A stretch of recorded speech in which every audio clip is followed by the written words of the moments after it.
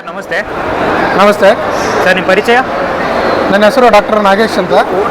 ನಾನು ಮೇವು ಬೆಳೆ ವಿಭಾಗದಲ್ಲಿ ಕೆಲಸ ಮಾಡ್ತಾಯಿದ್ದೀನಿ, PC ಫಾರ್ಮ್ ಮಂಡ್ಯದಲ್ಲಿ. ಇದು ಒಂದು research station under US Bengaluru, ಅಂದರೆ ಯೂನಿವರ್ಸಿಟಿ ಆಫ್ ಅಗ್ರಿಕಲ್ಚರ್ ಸೈನ್ಸಸ್ ಬೆಂಗಳೂರಲ್ಲಿ ಒಂದು ಮೇವು ಬೆಳೆ ವಿಭಾಗ ಅಂತ ಹೇಳ್ಬಿಟ್ಟು.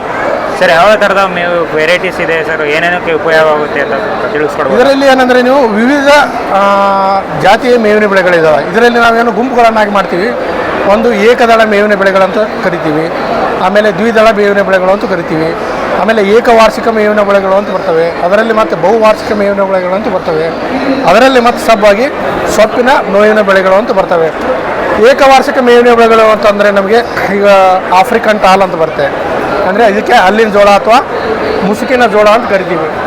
ಮುಸುಕಿನ ಜೋಳ ಅಂತ ಕರಿತೀವಿ. ಇದರ ಮೇವಿನ ಮುಸುಕಿನ ಜೋಳ ಅಥವಾ ಹಲ್ಲು ಜೋಳ, ಮುಸುಕಿನ ಜೋಳ ಅಂತ ಕರೀತಾರೆ.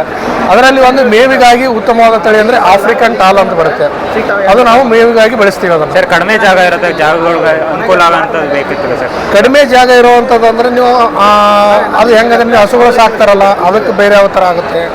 ಮೇಕೆಗಳು ಸಾಕೋರಿಗೆ ಅದೇ ಥರ ಬೇಕಾಗುತ್ತೆ. ನೀವೇನಂದರೆ ನಂಬರ್ ಆಫ್ ಹಸುಗಳು ಎಷ್ಟು ಸಾಕ್ತೀರಾ, ಎಷ್ಟು ಮೇಕೆಗಳು ಸಾಕ್ತೀರಾ, ಅದ್ರ ಮೇಲೆ ಡಿವೈಡ್ ಮಾಡ್ಕೊಂಡು ನೀವು ವಿವಿಧ ಮೇವಿನ ಬೆಳೆಗಳು ಹಾಕೋಬೇಕು. ಒಂದೇ ಮೇವಿನ ಬೆಳೆಗಳನ್ನು ಹಾಕೋಬಾರ್ದು. ಅದರಲ್ಲಿ ಏನಂದರೆ ಸೊಪ್ಪಿನ ಜಾತಿಗೆ ಸೇರಿದ್ದು ಹಾಕೋಬೇಕು, ಅದೇ ಥರ ಏಕದಳ ಮೇವಿನ ಬೆಳೆಗಳನ್ನು ಹಾಕೋಬೇಕು.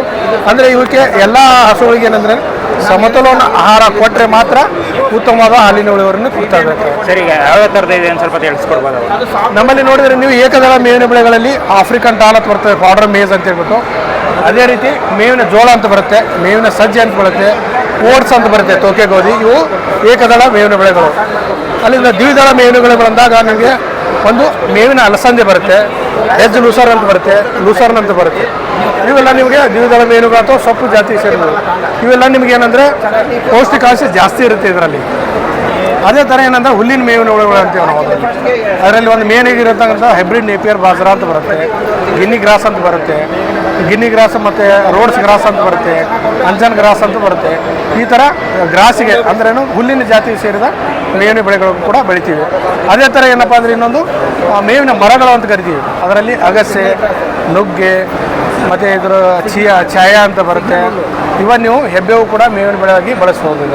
ಸರ್ ಈಗ ಮೇವಿನ ಬೀಜಗಳು ಬೇಕು ನಮಗೆ ಅಂದರೆ ಕಾಂಟ್ಯಾಕ್ಟ್ ಹೆಂಗೆ ಮಾಡ್ಬೇಕು ಸರ್? ನಮ್ಮಲ್ಲಿ ಏನಂದ್ರೆ ಮೇವಿನ ಬೆಳೆಗಳ ಮಾಹಿತಿ ಸಿಗುತ್ತೆ. ಅದರ ನಾವು ಮೇವಿನ ಬೆಳೆಗಳ ಸೆಪರೇಟಾಗಿ ಬೆಳೀತಕ್ಕಂಥ ಸಂಸ್ಥೆಗಳು ಇದ್ದಾವೆ. ಕಾಂಟ್ಯಾಕ್ಟ್ ಮಾಡಿ ಗೌರ್ಮೆಂಟಿಂದ ಅಧಿಕೃತವಾಗಿ ಪ್ರೊಡ್ಯೂಸ್ ಮಾಡ್ತಾರೆ, ಅದು ಪ್ರೊಡಕ್ಷನ್ ಮಾಡ್ತಾರೆ. ಅವ್ರದ್ದು ಬೇಕಾದ್ರೆ ನಾವು ಕಾಂಟ್ಯಾಕ್ಟ್ ನಂಬರು ಕೊಡ್ತೀವಿ. ನೀವು ಬೇಕಾದ್ರೆ ಪ್ರೈವೇಟಲ್ಲಿ ಕಾಂಟ್ಯಾಕ್ಟ್ ಮಾಡ್ಬೋದು. ನಾವು ಅವ್ರದ್ದು ಅಂಗ ಸಂಸ್ಥೆಗಳಿದ್ದಾವೆ. ಫಾರ್ ಎಕ್ಸಾಂಪಲ್ ಈಗ ಹೆಸರುಘಟ್ಟ ಅಂತ ಬರುತ್ತೆ, ಫಾರ್ಡರ್ ರಿಸರ್ಚ್ ಸ್ಟೇಷನ್, ಅಲ್ಲಿ ಸಿಗುತ್ತೆ.